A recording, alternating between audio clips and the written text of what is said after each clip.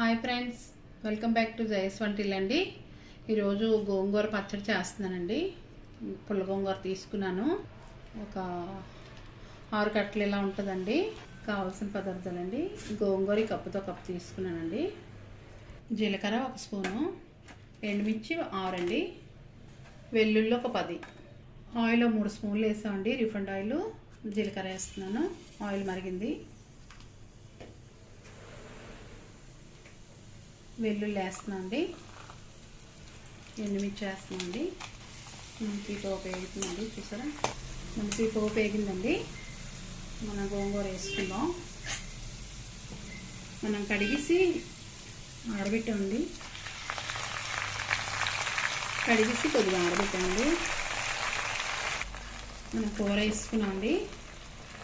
ఇది 3 సార్లు కడిగి ఆరబెట్టానండి. కొద్దిగా సాల్ట్ 1 స్పూన్ వేస్తున్నామండి.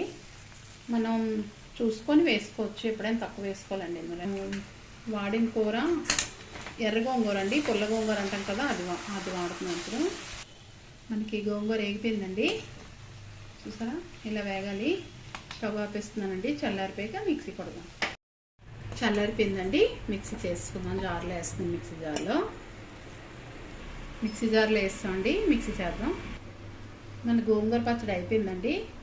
మిక్సీలో తీసి బౌల్ వేసుకున్నాం.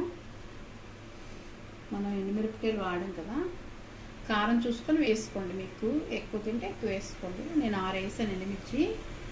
మనకి ఇలా పచ్చడి మిక్సీలోంచి తీసాకండి, ఇలా ఆయిల్, మీకు నువ్వుల నూనె నచ్చితే నువ్వుల నూనె వేసుకోండి. నేను రిఫైండ్ ఆయిల్ వేస్తున్నాను. ఇలా మరిగించలేని ఆయిల్ వేసుకొని తింటే చాలా బాగుంటుందండి. మా చిన్నప్పుడు ఇలాగే తినేవాళ్ళమి. ఇలా ఆయిల్ వేసుకొని అన్నం తింటే చాలా టేస్టీగా ఉంటుందండి. మరిగించిన ఆయిల్ వేసి అన్నం తింటే ఎలా ఉందో కామెంట్స్ పెట్టండి. మన పచ్చడి ఇన్స్టెంట్ నిలవ గోంగూర పచ్చడి అండి. మనకి నిల్వ ఉంచుకోవచ్చు, అప్పటికప్పుడు చేసుకొని తినొచ్చు. చాలా అదిరిపోద్దండి. ఎలా ఉందో కామెంట్స్ పెట్టండి. నచ్చితే కనుక లైక్ చేయండి, షేర్ చేయండి, సబ్స్క్రైబ్ చేయండి.